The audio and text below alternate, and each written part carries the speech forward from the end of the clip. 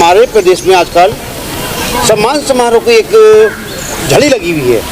अभी जैसे हमारे भाजपा अध्यक्ष थे, अब उनको एक मंत्री पद दिया गया है। 22 तारीख को भव्य उनका सम्मान समारोह है।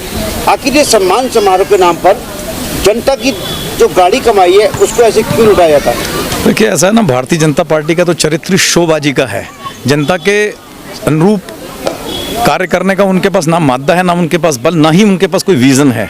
4 साल में जिस मुख्यमंत्री को जबरन बिठा करके वो बैठे थे, 57 जनता की भावनाओं के 57 विधायक लेकर करके 4 साल में उन्होंने कुछ नहीं किया। 4 साल के बाद वो एक तरह का नया ड्रामा, क्योंकि नाटकबाजी जो है वो भारतीय जनता पार्टी का मूल स्वरूप रही है। उसकी राजनीति का मूल स्वरूप नाटकबाजी, झूठ और अखबार और मीडिया का बेजा और गलत इस्तेमाल कर करके सत्ता में आना, ये सब उन्होंने किया है। तो यहाँ पर उनको कोई गुरेज थोड़ी है। 4 साल तक पूरे ड्रामेबाजी करी, कुछ हासिल नहीं हुआ। 5वें साल में नए TSR को ला करके खड़ा करने की कोशिश की। अब ये पूरा जितना बचा हुआ 6-7 महीने का, 8 महीने का कार्यकाल है, ये भी मालाएं पहनाने में और स्वागत समारोह में चले जाएगा। हासिल कुछ नहीं होना है। जनता आज भी ठगी थी। TSR पहले TSR के टाइम पे भी ठगी थी, और ये जो नए TSR आएंगे इनके टाइम पे भी ठगी है। नहीं, एक तरफ यहाँ पे कर्मचारियों के देंगे तनख्वाह की पैसे नहीं सरकार के पास, वहीं सरकार सम्मान समारोह में लाखों रुपया पानी की तरह बहाती है। देखिए, एक बात बता दूं आपको, आप सिर्फ कर्मचारियों पर क्यों ही जाते हैं? कई बातें तो ऐसी हैं जो नेशनल मीडिया या जो हमारा लोकल मीडिया है उसमें छपती नहीं है।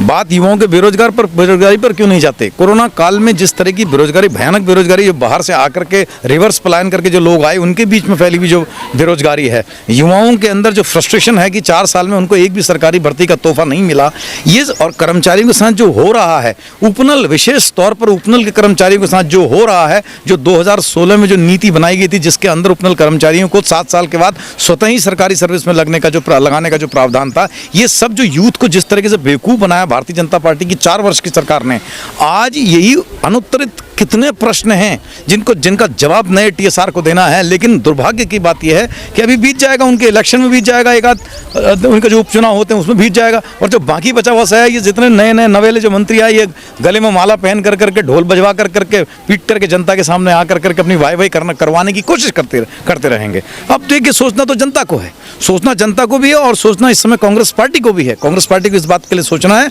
जो यूथ विशेष तौर पर जो फ्रस्ट्रेटेड हो गया है, उसके लिए भारतीय जनता पार्टी को सदन में घेरने की हम कोशिश करें और कारगर तरीके से कोशिश करें, उसे लेकर करके आए, उसे कच्चा चिट्ठा मांगे, श्वेत पत्र मांगे उससे कि उसने किया क्या है जनता के लिए। वही एक आपसे आखिरी सवाल, अक्सर कांग्रेस पार्टी यूथ की बात करती है, नौजवानों की बात करती है।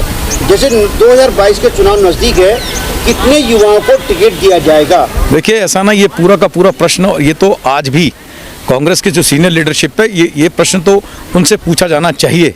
लेकिन जहाँ तक मेरी अपनी व्यक्तिगत बात है, मैं साफ कह रहा हूँ कि कांग्रेस को सेकंड लाइन की लीडरशिप को आगे लाना बहुत ज़रूरी है। जो हमारे जो सीनियर लीडर्स हैं, अब उनको ये चाहिए कि साहब, अगर उनको इतने साल उन्होंने कांग्रेस की पार्टी के में विधायक और मंत्रियों के अलग अलग पदों पर राज किया है, अब उनको ये चाहिए कि वो जो स्थान उन्होंने, जो अनुभव उनके जो पूरे जीवन भर के संकुचित अनुभव हैं, अनुभवों का जो संकलन है, उसको वो कांग्रेस के जो आने वाली पीढ़ी है उसको दें और नई पीढ़ी को रास्ता दें। अब हर ही बार आप ही विधायक, आप ही मंत्री और आप ही मेयर और आप ही मुख्यमंत्रियों के पद में विराजमान होंगे, तो मैं समझता हूँ इससे युवाओं का मनोबल टूटेगा। देखिए, मनोबल तो देखिए, युवाओं का मनोबल कांग्रेस के अंदर कभी नहीं टूटता, बशर्ते इस बात का है कि अब ये ज़रूरत है कि जो अपनी जो बैटन है नया, वो बैटन नई पीढ़ी को देना चाहिए। नई पीढ़ी के लोगों को सेकंड लाइन की लीडरशिप को टिकट देना चाहिए, ये मेरा कहना है।